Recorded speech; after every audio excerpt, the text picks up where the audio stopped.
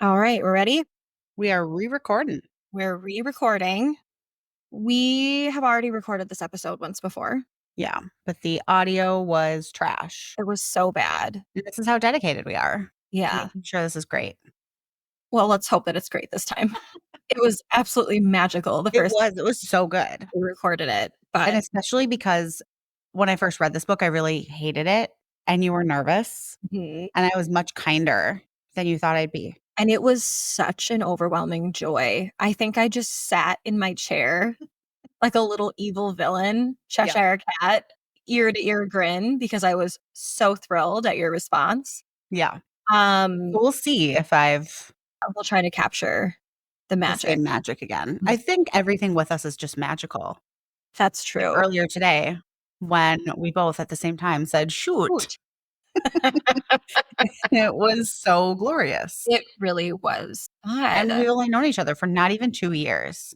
Can you believe it? that actually is wild to me because sometimes it feels longer Yeah. where it's like, well, no, obviously, like, I'm gonna tell Nicole. Yeah, Like, it's just like a exactly. default in my mind. Right.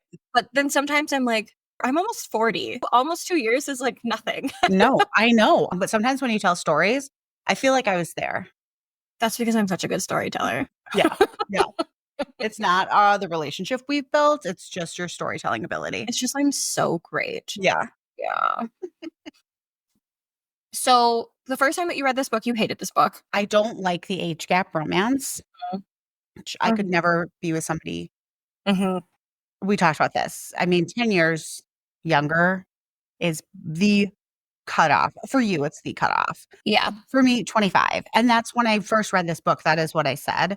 If she would have been 30 and he was 50, Mhm. I'd have no problems with it. Yeah. But now looking at this after watching, like I said, I'm obsessed with this new show, Rivals, Mhm. and there's an age gap romance, which I thought I would hate because she's 20 and he's like mid-40s. Oh, that's a big age Yeah, gap. Oh, yeah.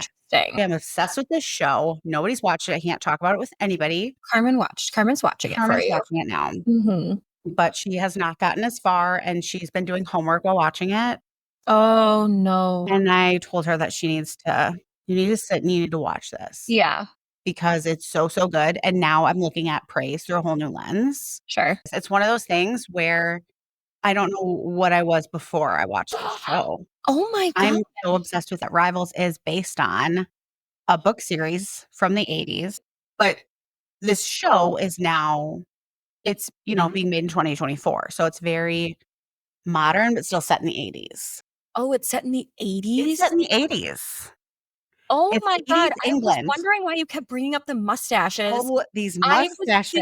I was thinking for whatever reason, I was thinking it was like a period piece, No. like, No, it's set in Victorian 1980. era, and you were, like, bringing up No. the mustache, and I was, like, imagining the mustaches with, like, A little the curly? curl edge, and you kept No. saying, like, "They're so much more attractive with the mustache," and I'm like, "R those mustaches? Like, No, those this is 80s." 1980s in England. Oh, I think I Like, was thinking, like, 1880s. Oh my no. god! Okay, it's No, all so the coming music together. is great. We get some Pat Benatar. I love Pat Benatar. Yes. So Okay. and again, I've already watched it twice, and there's one clip from the very last episode that just like Bridgerton, season 3, part 1, episode 4, I've watched it Mhm. 100 times. And I'm already like, I want to watch Rivals again. So this just became a podcast about Rivals. Okay. You know what? Scrap the book. We're just gonna talk about that. Yeah. Well, what book are we reading? We are reading Praise by Sara Cate. This was one of our first swaps. Yeah. So Nicole told me about a book, and I told her about a book, and this was the book that I told her about. The Yeah. book she told me about was called The Words, which we are going to do on another episode. And I, of course, liked both. Nicole didn't like this one. No. This book helped you discover some things about yourself. It did. Yeah. When we get there, I'm gonna, Okay. share. I don't want you to forget about that. Nicole was discovering things left and right. Yeah. And it took me a while to get there, but I Yeah. did. Content warnings for this are age gap, BDSM, transphobia, and parental and family dispute.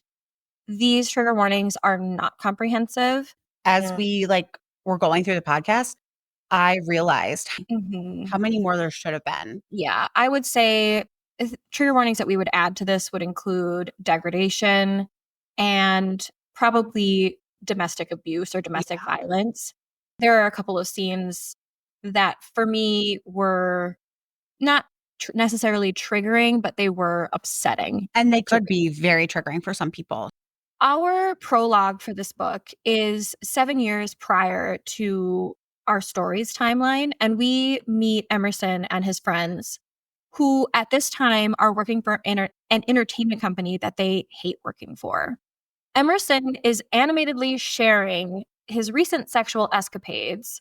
And the first sentence of this book, when I told Nicole about this book, You came into my office I and you were did. like, "I need to read this to you," and you read it to me I did. because you couldn't wait. You had to tell me. When they start like this, they start strong. It sets that tone. It does. And Yeah. I appreciate it. The beginning of this book, the very first sentence is in quotations because it's Emerson speaking. It says, "So I had a fistful of her hair in my hand, and we were both in the moment when I looked her right in the eye and said, 'Suck my cock like a good little girl.' The next thing I knew, she reared back her fist and clocked me right in the face." So, You know it's gonna be a sexual book yeah. with that as the literally first sentence. And I was thinking about this too. I love how different he is in this scene. It's very clear that he's grown a bit in 7 years by Yeah. the time that we get to him, because he would never tell a story like that Oh, no. as our Emerson that we learn him as in No. this book. No, that's a really good point. So after he tells the story, they're all kind of joking about it, him and his friends. And one of his friends, Garrett, has an idea. His idea is a service that matches people to other people with their same desired kink. And at first, the group is kind of like, oh, Garrett, like, whatever. They're all kind of laughing about it. But then he encourages everyone to go around the table and share the things that they like. And everybody does. And thus, we get the inception of the Salacious Players Club. This is the first book in a series by Sara Cate. It is a standalone book, however. So it's all based in the same world of the Salacious Players Club, but you don't need to read the other books. It doesn't end on a terrible cliffhanger. Mhm. We're 7 years later and we meet Charlie, aka Charlotte. She is fighting with her ex-boyfriend, Beau. Charlie broke up with him after 15 months together, and 3 months into them living together, he cheated on her. Charlie had to work during the final walkthrough of their apartment, and because she wasn't there, they sent the deposit back to the cosigner of the apartment, who is Beau's dad, who he refers to as an asshole. So there are some hard feelings between And him. Bo is just such a dick. You say he gets redeemed later, and I disagree. I hate him. Don't mince words here, babes. I don't think that he is redeemed later. I think The redemption he arc. gets a redemption arc. I am not forgiving him just because he No. gets better or whatever. I think the part that stood out to me about this particular chapter was the way that he makes Charlie feel, Yeah. which again, it's not in the trigger warnings, but this scene is an example of one that probably should have, Yeah. because he's, kind of berating her about how stupid she is for not being there. And Yeah, calls her a fuck up and yeah, she walks away from this where it's very clear that he's the one who fucked up. He's the yeah. idiot, he's the asshole. And she walks away from their interaction feeling like she is. Yeah. Do you want to give a physical description of Charlie? Yes. Charlie has brown hair and brown eyes. She is curvy but toned. I also generally from the way that she dresses throughout the book, I get the sense that she's a little like alt. Like Sure. she wears combat boots, she wears a lot of black head to toe. There are some very strategic styling decisions that she makes later that feel very, I don't want to say pin-up girl, but I think she does have a little bit of an alt edge to her. Yeah, I could definitely see that. And they do describe her outfits very clearly because she's really coming into her own. And we've said before too, Charlie is 20. She does not read as 20. No, not at all. She is definitely way more mature than we would have been. Oh, God. Yeah, absolutely.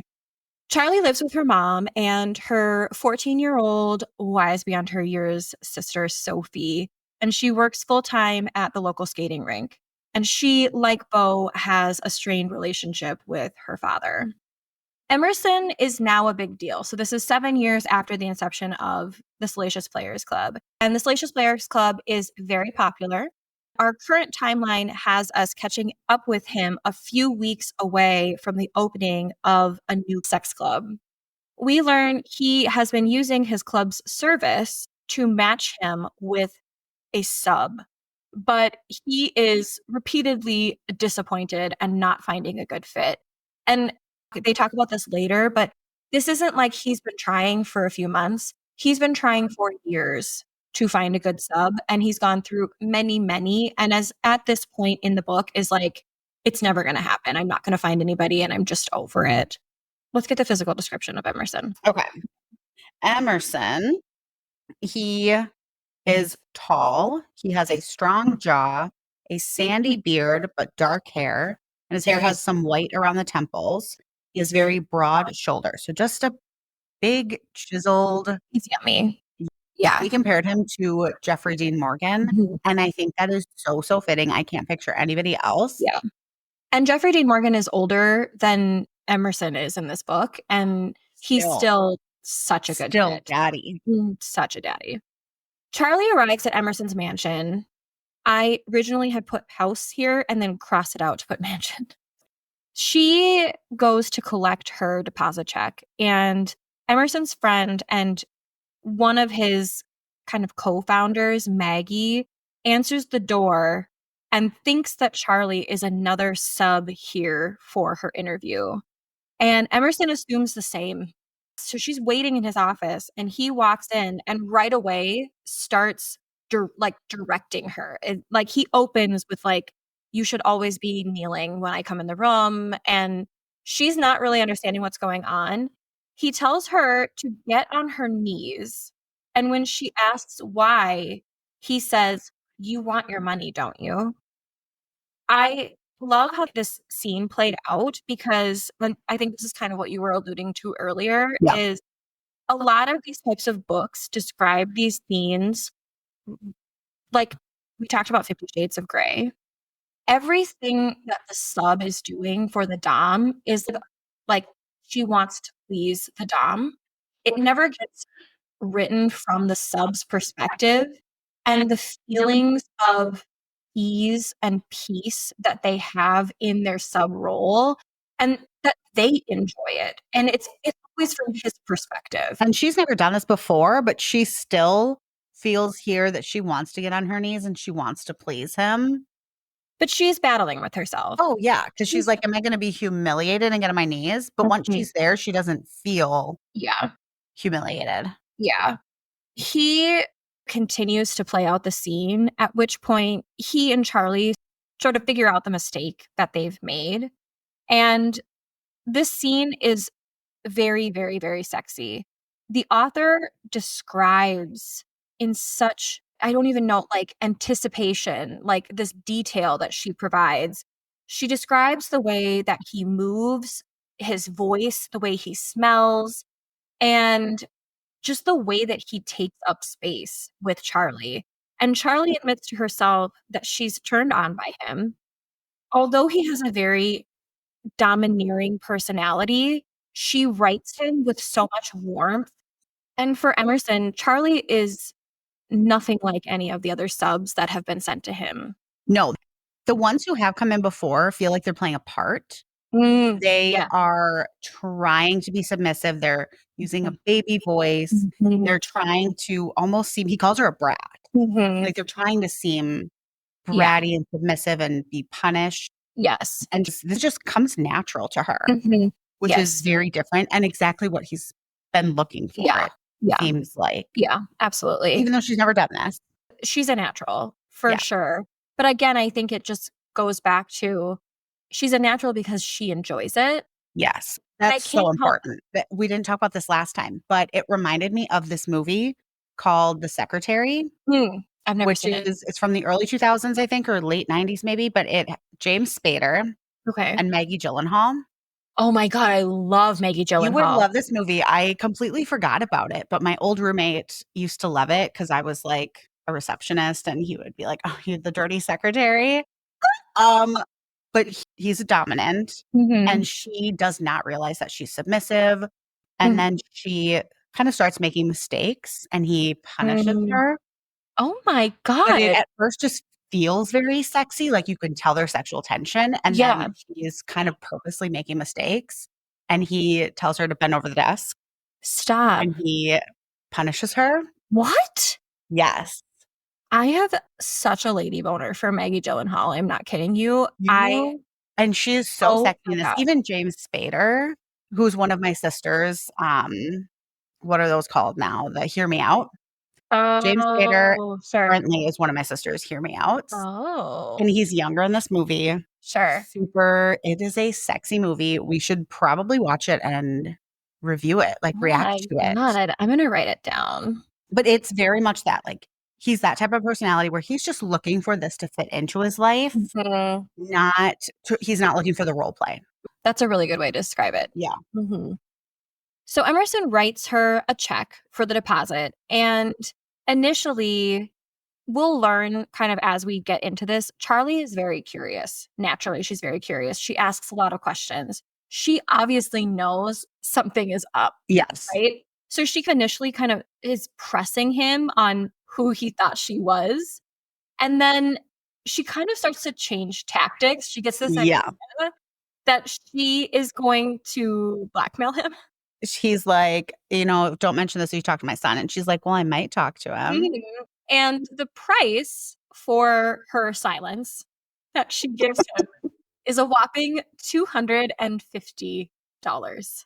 It's so adorable because even in her head, Mhm. when he's like, "You mean like $250?" Yes.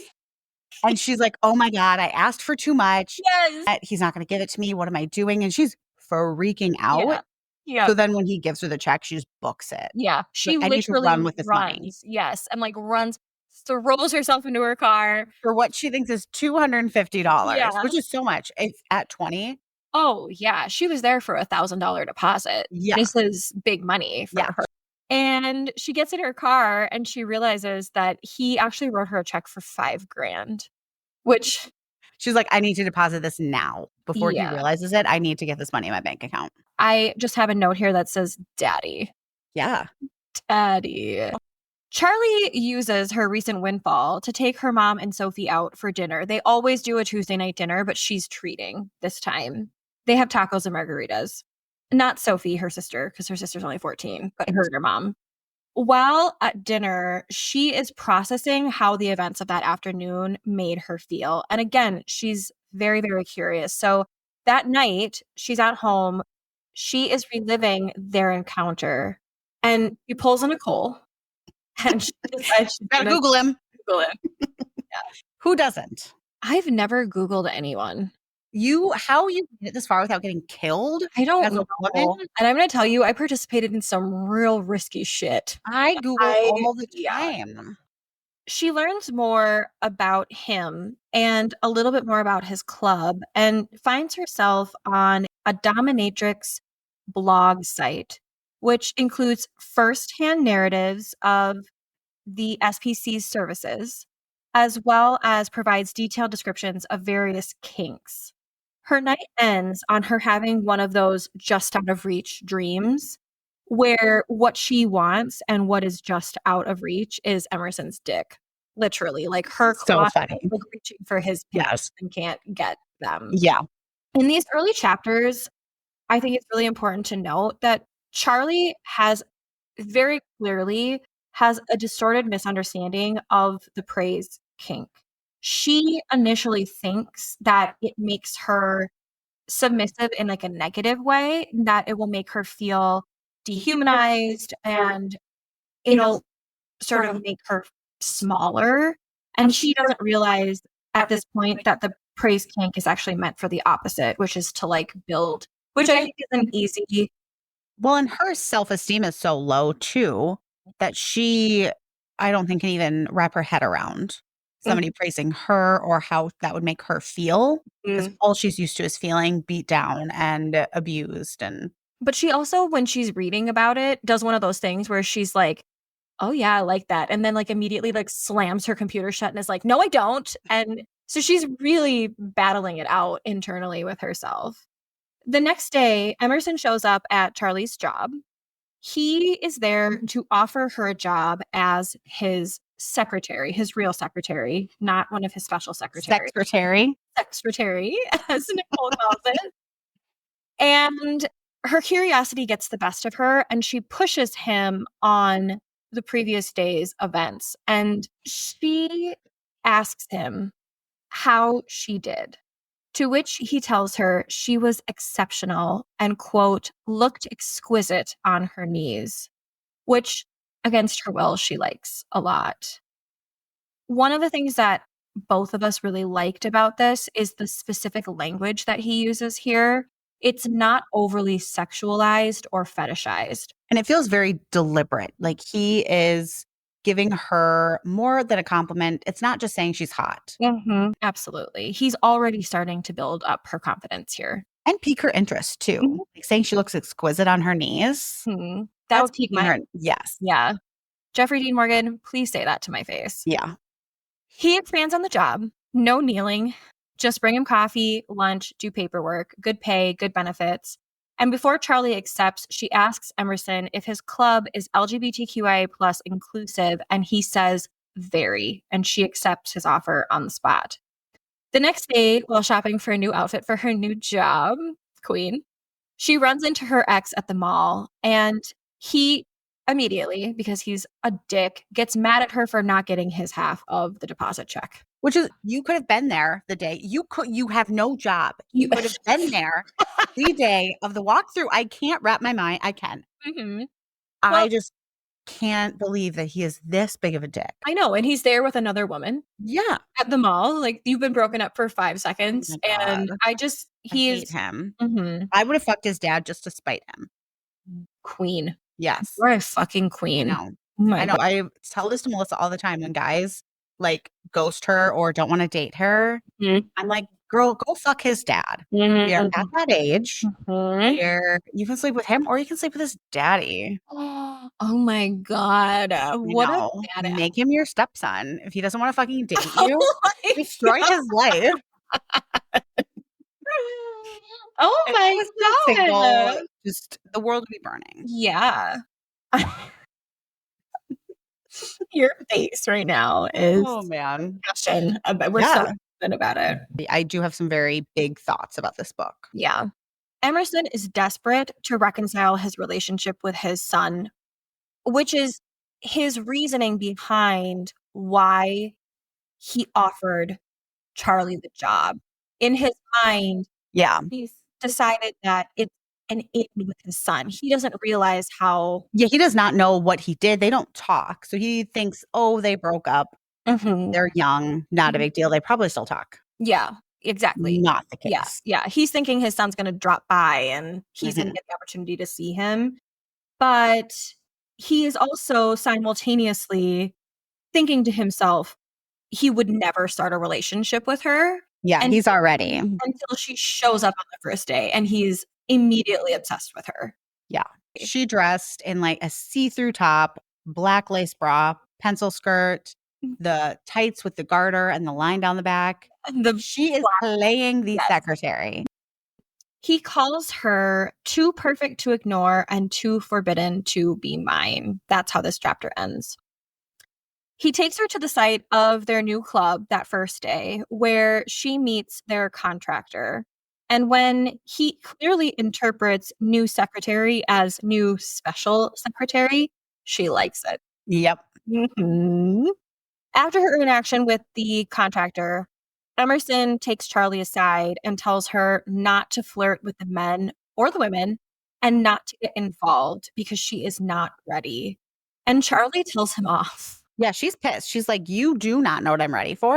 Mhm. I can make my own Of fucking consenting decisions. age, If I wanna yes. flirt with Drake, the contractor, I'm gonna fucking do it." Yeah.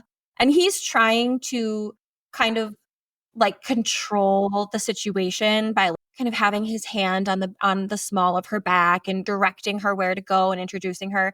And now she's mad, so she's not having any of it. Yeah. Like, I'm a big strong girl and I don't need you to show me around this club. I'm gonna do it my damn self.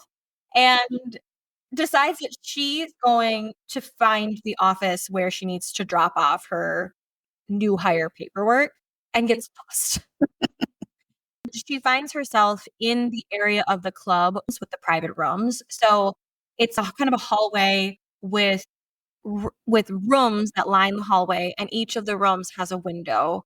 And then there are like different themes in the rooms. So Yeah. each room has kind of a different kink or devices for different types of kink. And so she wanders into a room with a throne in it, and Emerson's business partner, Garrett, follows her into the room. And at his behest, she sits in the throne in the room, and he very mildly plays through a scene with her where Yep. he gets down on his knees in front of her while she's sitting in the throne and is sort of gently, very playfully, kind of running his hand up her leg, and Emerson walks in. Charlie is so uncomfortable with Emerson walking in that she decides that she's going to quit and he won't let her. And instead, she falls easily back into the submissive and him being the dominant, again, kind of shepherding her around. On the way home, they discuss Bo, and Charlie shares how mean Bo is to her. And the names make Emerson angry. And he is angrily correcting her, telling her she is not a loser or a fuck up or an idiot. And then he apologizes for his behavior from earlier in the day. I like this next part because Charlie takes Sophie to a local comic book store. Yes. And there was a new anime comic book that had come out that morning and had sold out that morning. And Charlie uses her feminine wiles Yeah. to convince the man working there to get her a copy of the new book from the back. And he does. And this scene is we're seeing confidence take over. She's She covering up. She's trying to hide herself and feels kind of embarrassed with how she's dressed. But then she realizes that maybe she can use this to her Mhm. advantage. And I love watching her progression of confidence in this book. Yeah. It's written so, so well. Yep, it works. She gets the comic book. 2 weeks in on the job, and Charlie has a full-blown crush on Emerson. After discussing the upcoming grand opening, she offers I love this part so much. She offers to read his palm, and he accepts. She tells him he'll have true, all-consuming, intoxicating, life-changing, earth-shattering love, and gets into her feelings about it. But instead of laughing at her or belittling her, he validates her and asks her if that's what she wants. And she says yes, she won't settle for anything less. And he says, good. And this was the scene where I figured myself out because I, when I tell you the way that I loved this scene, I was so engrossed. I Yeah. was so I couldn't tear my eyes away. I was so emotionally charged by this scene.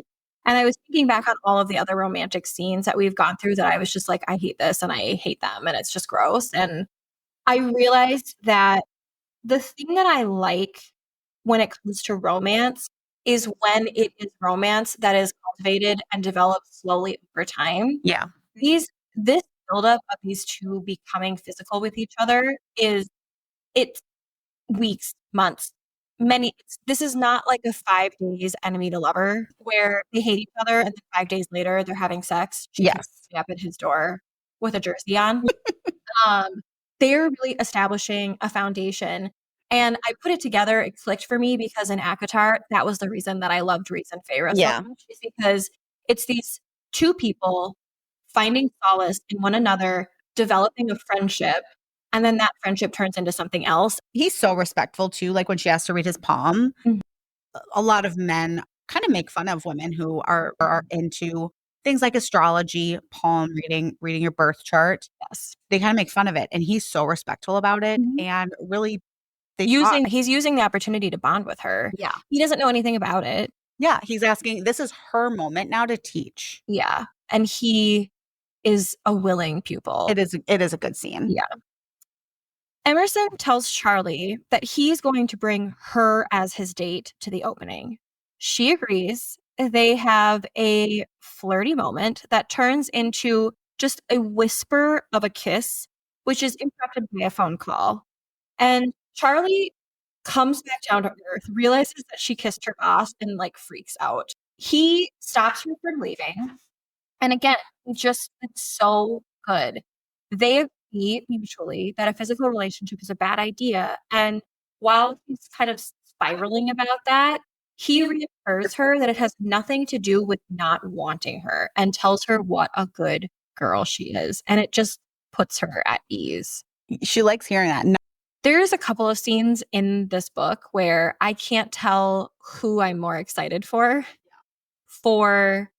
him that he gets to dominate her and she listens to him, or Yeah. for her that she gets to be told that she's a good girl. I can't tell which one is more exciting for me. That's why you love this book. It is why I love this book. Yeah. Emerson is now falling for Charlie, but he's still fighting it in hopes of the reconciliation with his son, Beau. He calls Beau and just such a stupid decision, but he decides that he's going to leave him a message. It was a stupid message, but it was a very dad thing to do. It really was. He's like, "Hey, son, I'm sure you know Charlie's been working for me. She's really great. We talk about you all the time. You should come by and see us sometime." Like, it's a very Yeah. casual message. And later on, it backfires on him. Yeah.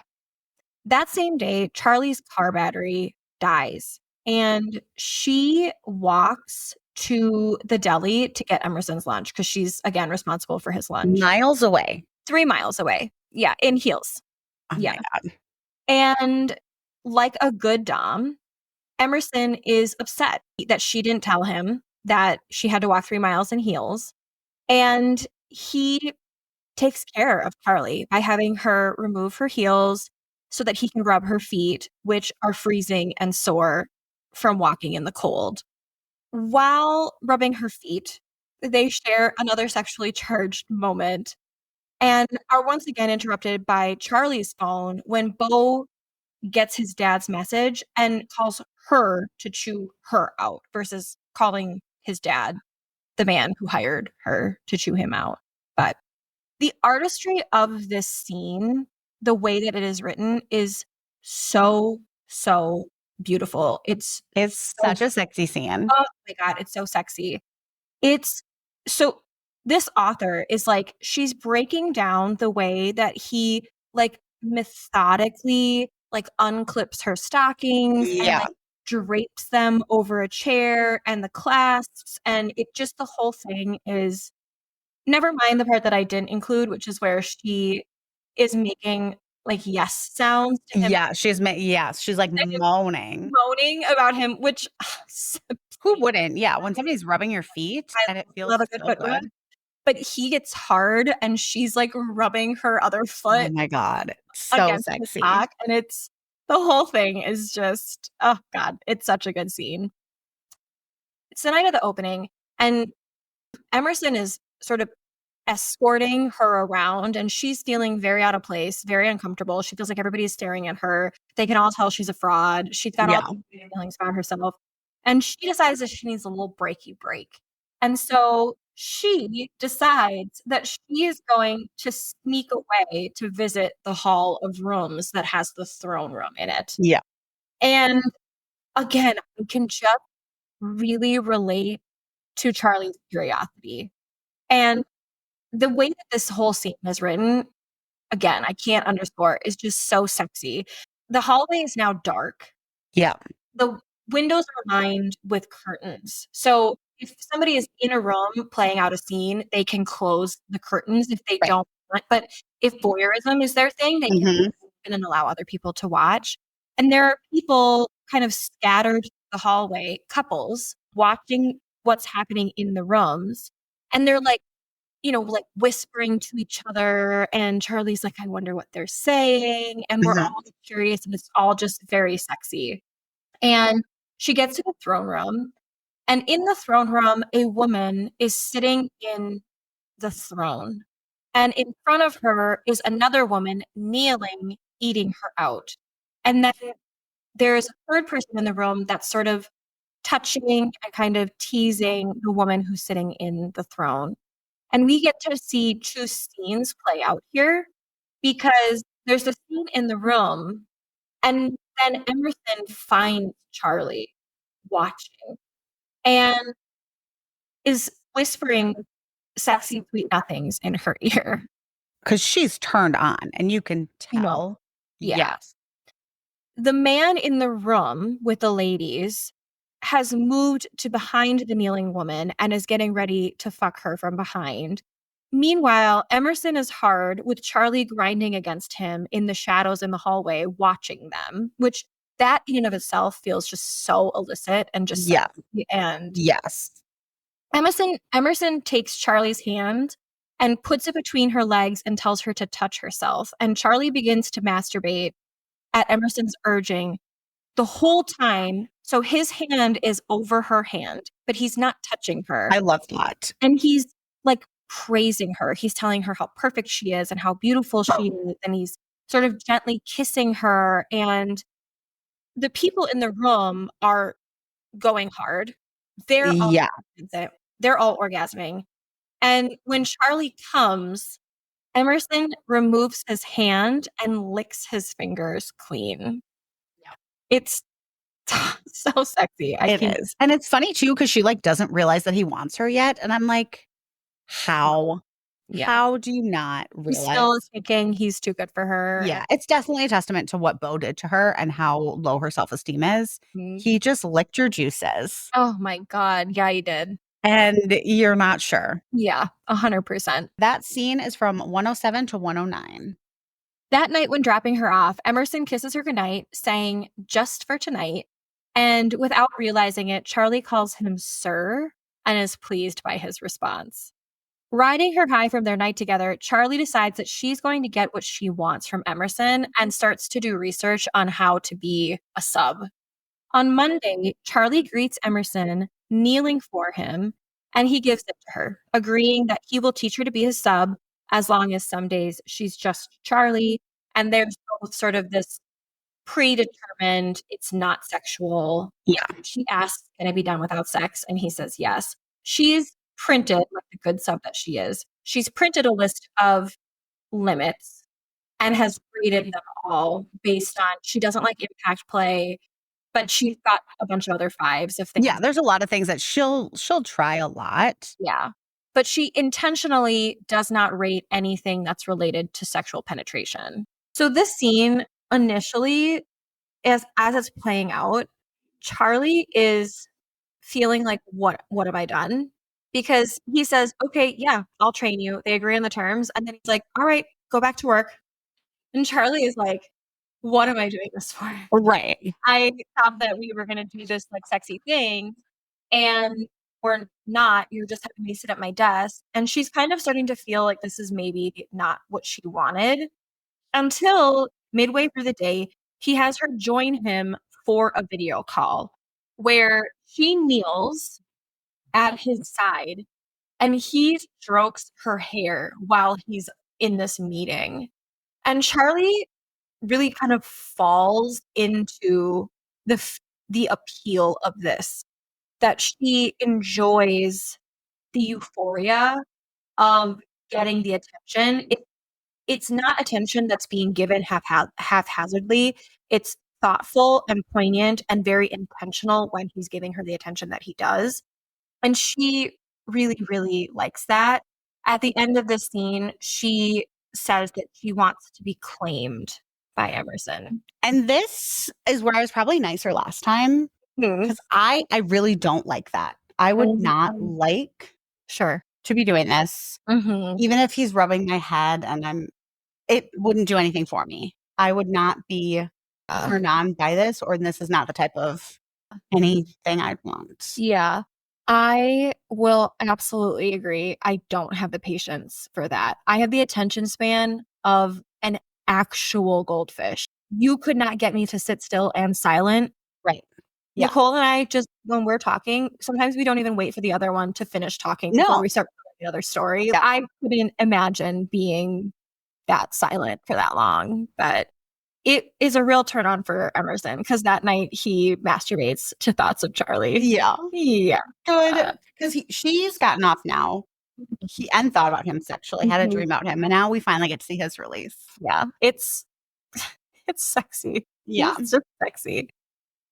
They continue the dom sub practice on and off.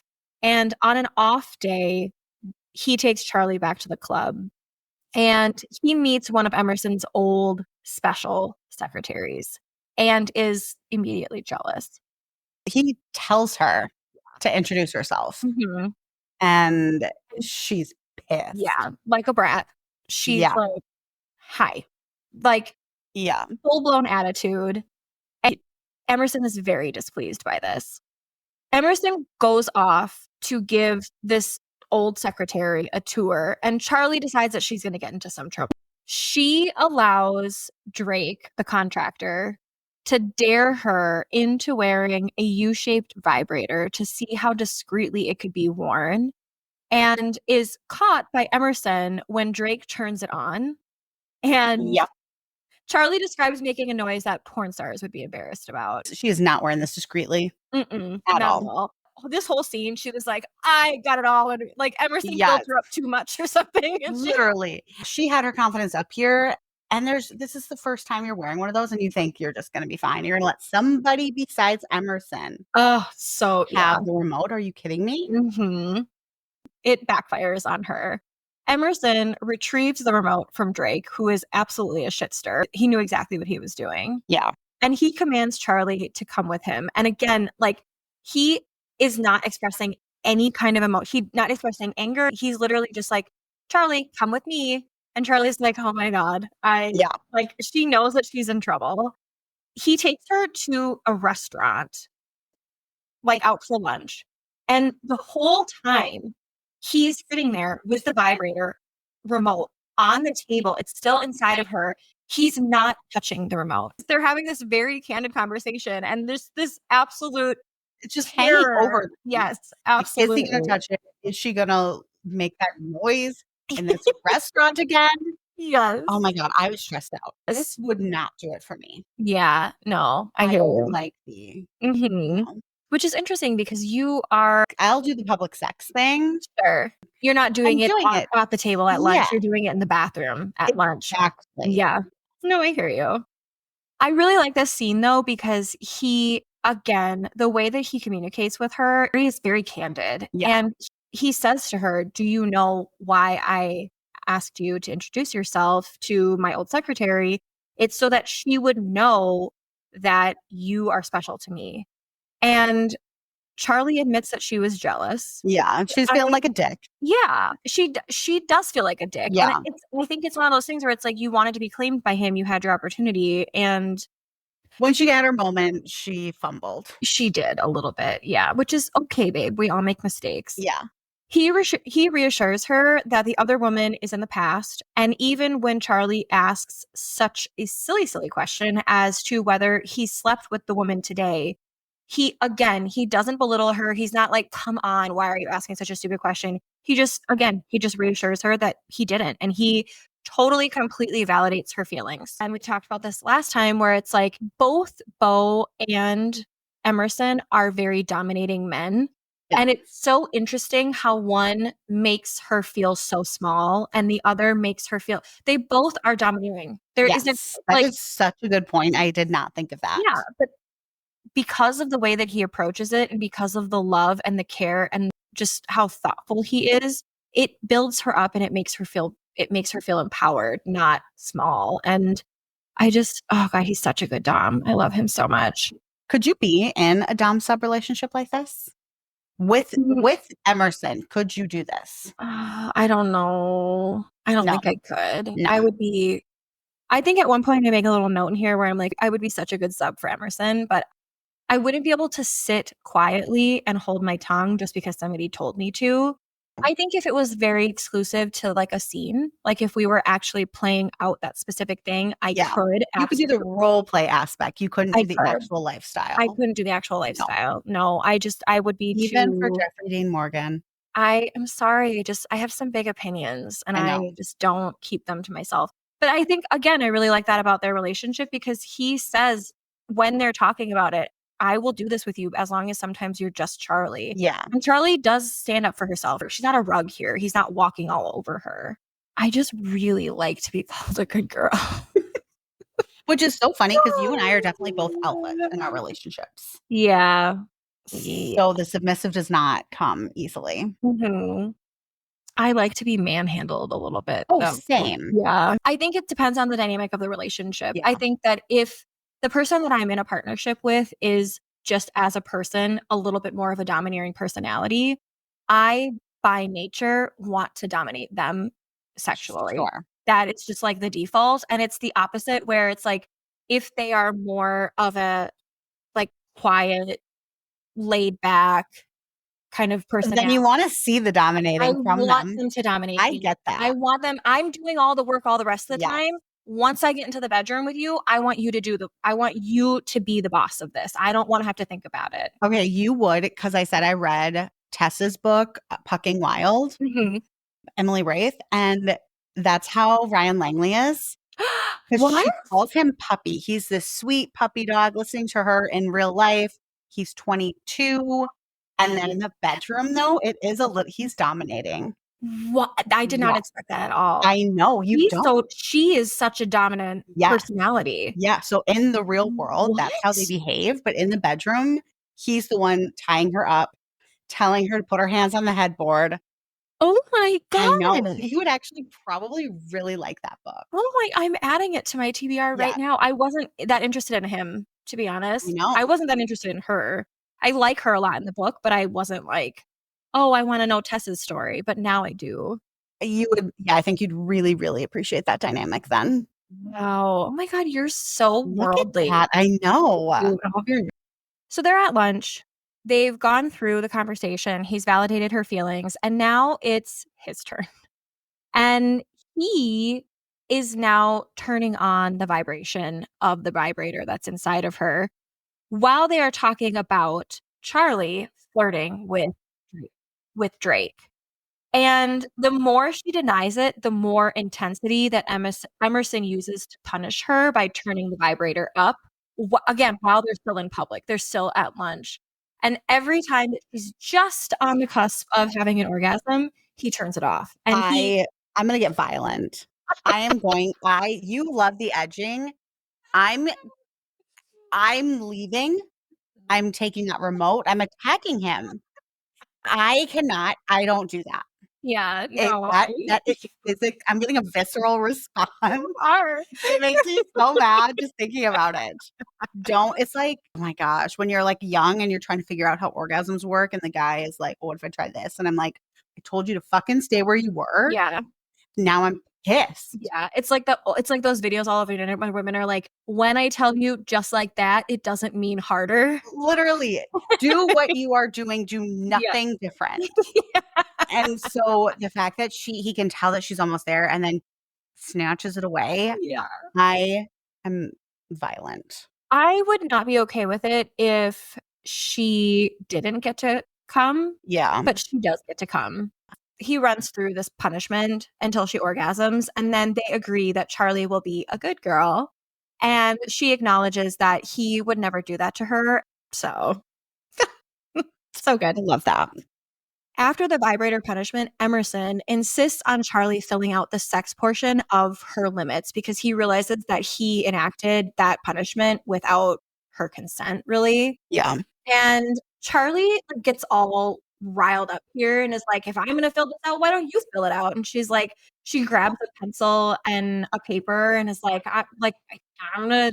Why don't you write a list of your limits?" And she's just kind of like, I think, spiraling a little bit about the trajectory of their relationship. And this is the only time in this entire book that Emerson loses his cool. Mhm. He like basically gets up in her space and is like, there is not a thing on that list that I don't wanna do to you, and it's This part so yes, sexy. I it was really like, is. "Yes." After that last scene that I was so fired up Mhm, about, mhm, this scene, just hearing the things that a man wants to do to me or imagining all the things that he wants to do to mhm. me, and he's like you said, he's lost his cool. So now I've pushed him Oh, to the you point love where that he shit. lost his cool. Oh my god, Oh, that the must be the only part that you love. it really is. It really is. Wow. You are such an enigma. I love you. So Emerson storms off, goes to his home gym to work off some aggression. Charlie interrupts him and they're kind of talking it out and it's starting to get a little heated and he says like, is there any point in trying to stop this from happening? And who should show up at his front door? None other than Bo. Just fuck this guy. Bo has shown up to pick up his check and Emerson, trying to do the right thing, encourages him to take Charlie out to dinner, even though he's very clearly jealous of Bo. And despite the fact that Charlie doesn't want to go, but like a good sub, she Yeah. goes to please him. Bo fucks it up right away. First of all, he says, rather than going out to eat, let's go back to your place. He basically is like, God, let's go Netflix and chill. literally. Literally. Like, he's saying that he wants another shot, but he just wants to fuck her. Yeah. And then they get to talking about it. And he's basically like making a grand declaration of love for her. And in that, he blames his cheating on his dad. That just Mm. Because they're he blames his dad. He thinks his dad is a degenerate. That's the reason that he's not talking to yeah, his dad, because his dad that's does like this like club. sex club thing, and that makes him like this filthy, dirty, grimy person. He sucks. She ends things with him. She can't end it when he's saying all of the reasons why he loves her and like all of these things. As soon as he blames it on Emerson, She's done. Do not say a bad word about this person who now she knows and really respects yes, absolutely. and realizes what a fuck up Bo is. Yeah, absolutely. She ends it with him once and for all and drops him off at his mom's house. Oh my God, I hate this guy. She goes over to Emerson's to proclaim her feelings for him. And Emerson gives in. They both completely lose it. He has her get on her knees and makes her ask if she can suck his cock. And she does. And then he moves her to her desk where he goes down on her until she comes. And then he fucks her until they both come. It's so good. It's good. And that's something I would have done too. Like, I'm gonna drop your son off at his mom's and then I'm gonna go get that dick. Oh my God, I'm gonna make you my stepson. So Emerson, after this, brings her upstairs to his room where they make slow, deliberate love. So, Yeah. yes. Yeah. And that scene, the whole thing is from 167 to 172. Mhm. And I also love in this book just the responsible nature of it, because in a lot of these books, they'll be like in a frenzy and then they'll be like, "Are you clean?" And they'll be like, "Yeah, I'm clean." And then they just like start going at it. And Yeah. like they use a condom because, Yes. again, responsible adults. And we know that taking somebody at their word is not Stupid. That's a how you get little. chlamydia. Yeah, exactly. Like, I don't know. I just love the responsibility. You did actually say that I'm very responsible. Yeah. Now I'm realizing maybe I am. This is the part where I said Emerson is so sexy and I would be such a good girl for him. In this moment, you could have played that part. Oh my God, 100%. Like the I next day when he tells you. absolutely would have gladly gotten on my knees and Yes. I would have begged, please take your dick out. The next day, they really get to start to lean into their sex dynamic, which is so fun. And when Charlie gets to work, Emerson has her strip down to her bra and panties while she works. And he finally has her come sit on his lap while she reads an email out loud. The email is literally his tax returns. So he's playing with her, he's fingering her. When she stops, he stops fingering her. So she is like getting too flustered. Again, I this is not for me. She's like getting flustered, trying to read the most dull content you could possibly imagine. And she's she's getting up there. He's like, don't stop. Oh my God. Makes her continue reading all the way through her orgasm. So while she's orgasming, she's still No. reading tax returns to him. Then he gets up, bends her over his desk, and he fucks her. And he degrades her here in the best way possible. He's saying things like, look at what you do to me. You make me so crazy. You're so fucking like, it's the Yeah. best kind of Even for degrading. me, I'm okay with that. Yes. Yeah. He's Oh my God, they both come. It's so great. What are Yeah. those pages? 179 to 182. It's Sophie's 15th birthday, and Charlie's throwing her a party at the skating rink, and Emerson surprises her by showing up. He gifts Sophie VIP tickets to an anime festival that Charlie had told him about on her first day. I know.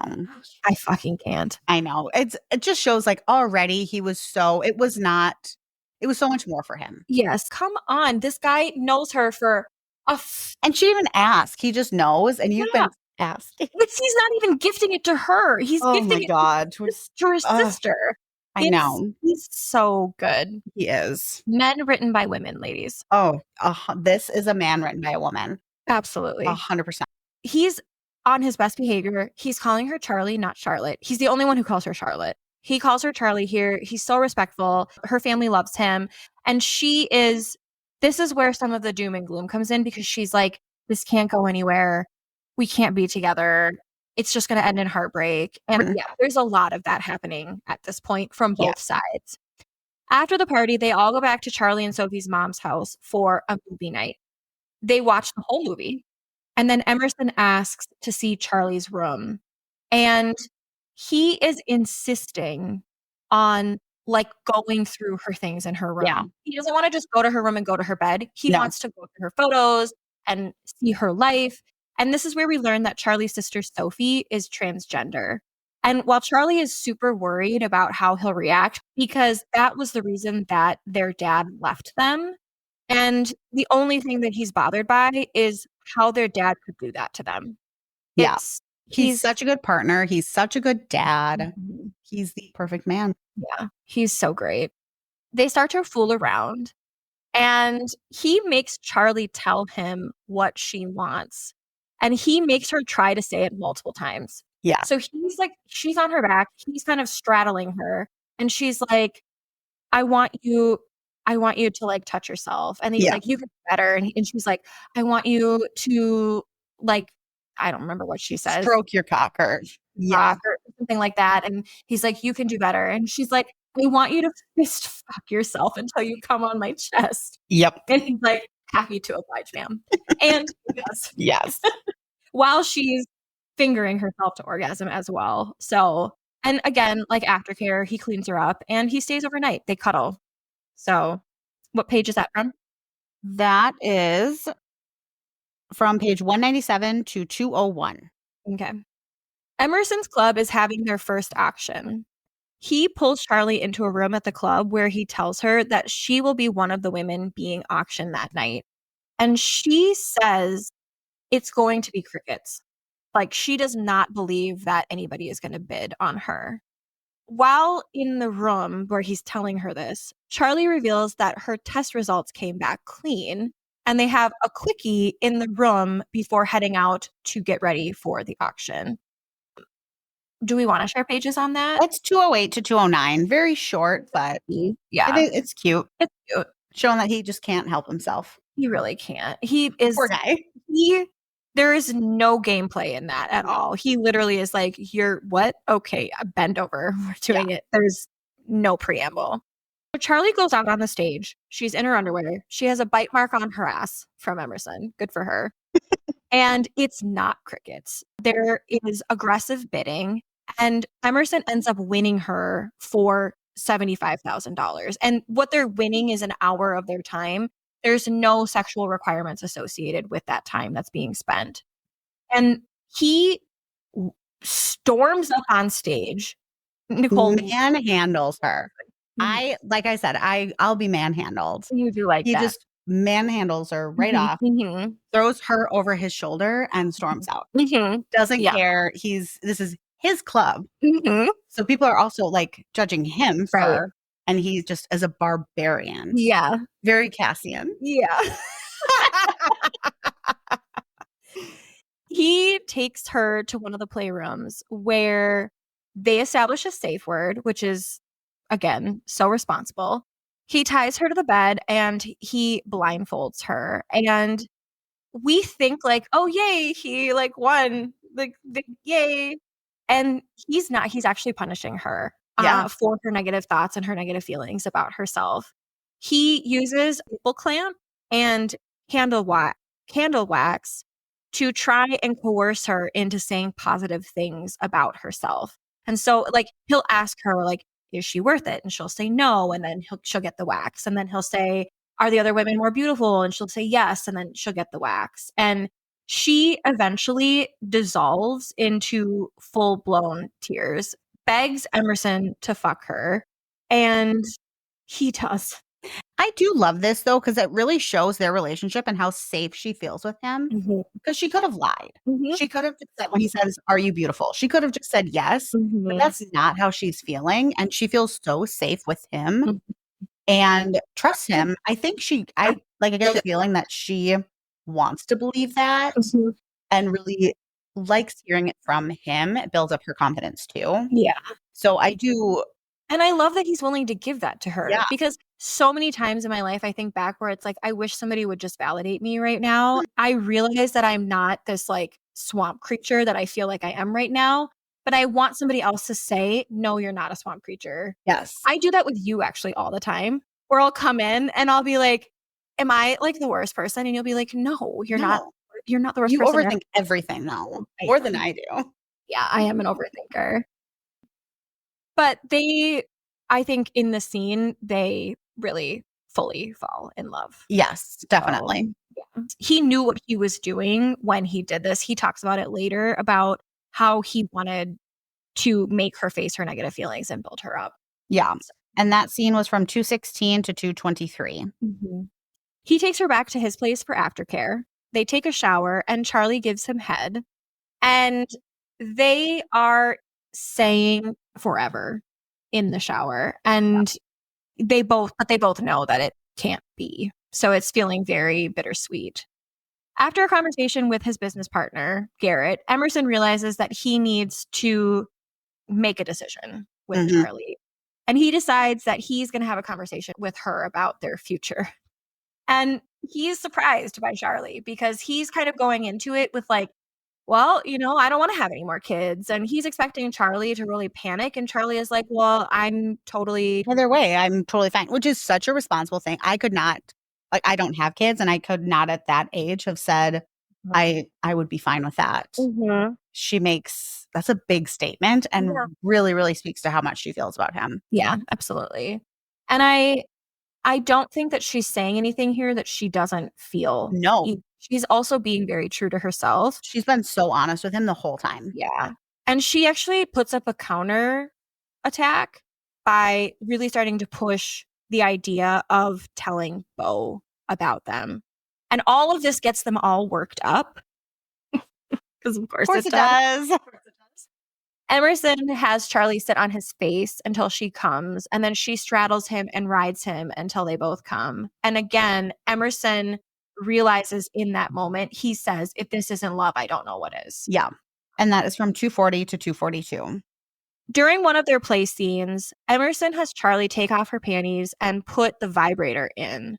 They walk to the deli where Emerson turns the vibrator on while Charlie is trying not to come in public and placing their sandwich orders.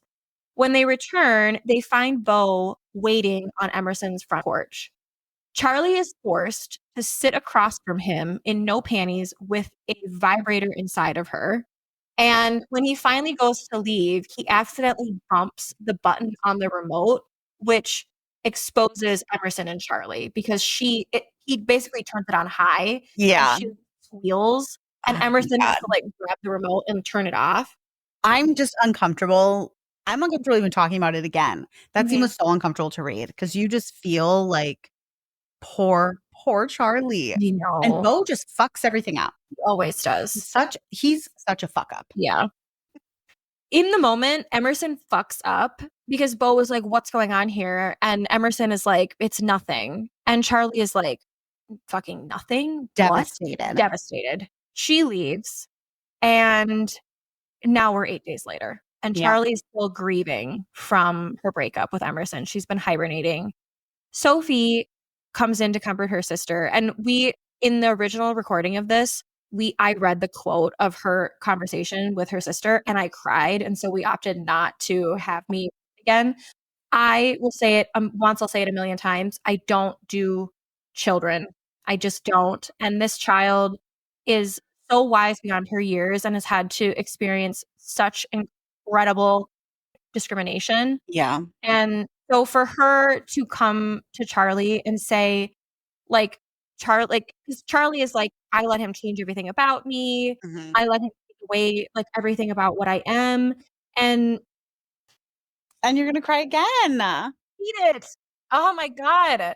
But as a 20-year-old, when you're changing, when you're growing, it can feel like things are being taken away. Like, now I've Mhm, settled down with this guy, I don't go out anymore, he's taken that from me. mhm. But really, you're just growing into a Yeah. an older person, you're growing into yourself, Yeah, and that's absolutely. really what Sophie That is what so points out so well. thank you so much for doing that for me. Yes. I really needed that. Yes. I all I can say is just, like, I would just recommend reading it Yeah. because it's just You just recommend this so book in general? yeah, I do.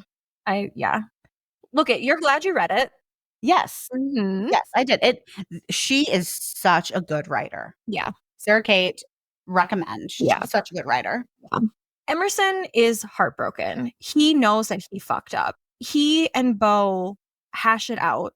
That night, Charlie goes into the club on her own and runs into Eden, the dominatrix from the blog. And like, important note here that Charlie knows these people now. These are people that are familiar with her. She is familiar with them. She walks in, walks up to the bar, and the bartender is like, if I could have a recording to record the way that you just walked into this club, such a different person from the first day that you walked in. Like, these people are all people that have known her. And Eden is like, look it, I've never seen Emerson pay attention to anybody like you. I guarantee you we can fuck with him and get him back. Yeah. And Eden is like, where do you like Have do you you ever been with a woman? yeah, like, do you wanna play? And Charlie is like, yeah, let's do it. Because Emerson is at the club that night. Eden takes Charlie to a room where she starts to kind of, like, tease Charlie. She takes her top off. She's, like, kissing Charlie, and Emerson storms into the room to interrupt them. He and Charlie battle it out. Charlie is justifiably upset about what he said, and she's like, "It's never enough. It's not gonna be enough." And Emerson is like, "I'm gonna show you." So he puts her on the throne, and he kneels in front of her, where he then goes down on her and fingers her, and he lets her control the situation until she comes. So she's telling him what to do, and he's listening, which is kind of a Yeah. reversal of their roles. Yeah. And then when they finish, she literally gets up, adjusts herself, and says, "It's not enough," and I just leaves. love that for because a Mhm. man at my feet while I'm on a throne, that might have been enough for me, so good for her. It is a very distinct evolution. I mean, she stood up to him, and she that's not something that she ever did to Beau, No, and and she's accepted now what she deserves. mhm, yeah, Before, she thought mhm, she was insignificant compared to Emerson, and now she's like, "I don't deserve this." mhm. I don't deserve to be somebody's secret. Yes. Yeah. Rumors spread of Charlie's activities to her father, and he shows up at their house and gets physically and emotionally abusive with Charlie and her mom. And in the midst of all of this, Sophie has gone to hide from her dad, and she calls Emerson, who's already with Beau, and they show up to break up the argument. And Charlie and Sophie, I think, are empowered by their present because they stand up to their dad and he leaves. Emerson decides he's going to fight for Charlie and tells Beau when they go to leave after this all happens that he's not going to stop seeing her, which Beau just kind of begrudgingly accepts. That night, Charlie goes over to Emerson's house where they make up wordlessly and they just have like carnal sex on his stairs. What page is that from? That is 302 to 304. Mhm. These are short scenes, but they're so sexy. They are, yeah. The epilogue is just a love fest. Charlie's moving into Emerson's place. She's picked back up on her secretary duties, including another scene where she sucks his dick during a meeting and then he goes down on her. Charlie resumes her family dinners on Thursday, which now include Emerson and Beau, and we end on her and Emerson in this like really playful moment. I loved it. Of course you did. You love the ones that end Yeah. just nicely. I like an open ending. No, I You like a like happily ever perfect after. package. Yeah. Yes, please. So, for example, Kingdom of Ash. Mhm. I'm gonna talk about it till the day I die. Of course you will. Like that book, it like ended nicely. Yeah. It didn't end nicely. We don't know what happens to any of those people after that. Right, and that is what I like. We didn't get like, Harry Potter did this, where you get that flash forward, like, 10 years into the future, Yeah. and we just know that everything worked out so nicely. Everybody's Mhm. still together, they're still married, and I don't think that's realistic. So I Okay. love when it ends on a little bit of a Yeah, and that terrorizes me. I fucking hate it. oh god. I need to know that these people that I have fallen so in love with are so, so happy and content in their Of lives. course. So, anyways, well, we, of course, want to thank Paggle. Let me tell you something. As of the day that we're recording this episode, Paggle has gone full tilt on our social media. It's absolutely incredible. We are so, so, so grateful It's for her. amazing. We would be nowhere. Oh, God, no. Our website would be a blank page with our picture on it and Yeah, like our names yeah, and links that you can't click. that go to nowhere. Yes, Yeah, pretty yes. much. Yeah, it's incredible. We're so, so grateful for her. Sara Cate writes forbidden romance with lots of angst, a little age gap, and heaps of steam. Living in Arizona with her husband and kids, Sarah spends most of her time reading, writing, or baking. And Sarah and I could be best friends. So, and I love her website. So, her website is me, it's black and green and gold, which is my favorite colors. I am a Slytherin. So, I love her website. It has a little bit of a Great Gatsby vibe, Sure. Yeah. uh, and I love it. Other books by Sara Cate include the rest of the Salacious Players Club's books, Praise, Eyes on Me, Give Me More, and Mercy. An age gap romance duology, Beautiful Monster, Beautiful Sinner, a Wild Boys duology, Gravity, Free Fall, Black Heart duology, 4 and 5, Cocky Hero Club, The Handsome Devil, a bully romance, Burn for Me, and the Wicked Heart series, Delicate, Dangerous, and Defiant. And I think that I'm going to read other books of hers. Ratings. All right. Spice level. Spice level, I'm going to give this a 3. Yeah, I also gave it a 3. It Mhm. is spicy, but again, like you said, because I've really been thinking at it from your lens, I like that of how advanced these Mhm. things are, Mhm. and it's not a super Mm-mm. advanced book. They tie he ties Mhm. her up, there's a little candle play, Yeah. so it's a little more, but Which should have been a trigger, PS, but wasn't. Yeah. right. Yeah. But yeah, I think that this book got a little bit of a higher score because it is so sexy throughout, even when they're not having sex. Yes. So Yes. Spice frequency. I'm gonna give this one a 2. Interesting. I gave it a Mhm. 4 because they're short. Mhm. But this is like a 300-page book, not even yeah, 300-page book, Mhm. and there are like 10 sex It's scenes. not fair. Every time I give my frequency, I you have always have all of the something. deets. You have all of the details of it, and I don't have them in front of me. Yeah, Maybe I gave it a 2 because I wanted more. yeah, I wanted them to have more actual fuckery, and there yeah, isn't a lot of that happening, yeah, so maybe I'm just a little bitter about it. right. Mhm. Pros. I'm gonna give it a 5. I gave it a 3.5. Really? Yes, Oh, okay. Go ahead. yes. Bo ruined it. I feel Um, like I don't love when they just use plot devices in the books, sure. a way to, like, move the plot forward, Yeah, and I feel like that's what he was, so that kind of brought it down for me. sure. That's why I couldn't quite give it a 4. I don't Mm, think I've given any 5s for pros. mhm. Maybe Haunting Adeline because I loved that, Yeah.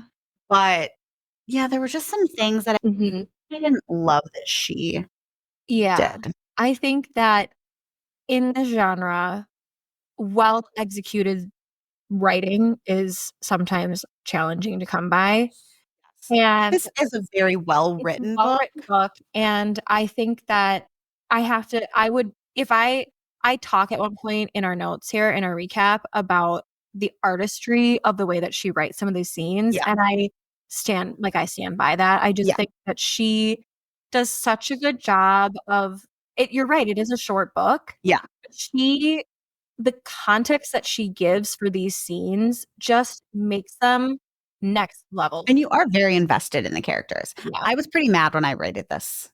Yeah. I That's was pretty you could just in I Bo, agree with you. He's an asshole. so Yeah, Right. this is my Phantasmal. Okay, that's fine. You got it. All right, storyline. Storyline, I'm gonna give it probably a 4. I also gave it a 4. I Mhm. do think the storyline was It was there. invested. Yeah, Yeah. same. And I think honestly, if this is one of those books where if it was like a book with spice, I still probably would have read it. Overall, Overall, I'm gonna give it a 4. I gave it a 3. Mhm. It just is not this type of relationship doesn't Yeah, get me hot and bothered. yeah, and I loved this book. I actually am gonna raise mine to 4.5 Yeah. for anybody that's tracking. But I cried multiple times. Mhm. When I was listening to the original recap, which the recording was awful, there were multiple parts where I, like, got emotional Yeah. because I just love them so much. I love them together, and I just love the book so much. So, all right, where can you find this? It's a very accessible book. It's on Kindle Unlimited. You can get it on, like, Target, Barnes& and Noble. Find us on social media. We are on Instagram, TikTok, and Facebook at Booksluts Pod. We are on YouTube at Booksluts, and you can find us online at bookslutspodcast.com, which links to all of our social media, and we'll have updates of the next books that we're reading Yeah. as well. I'm Amanda, I'm Nicole. and we're Booksluts. We'll see you next See you time. next week. Bye.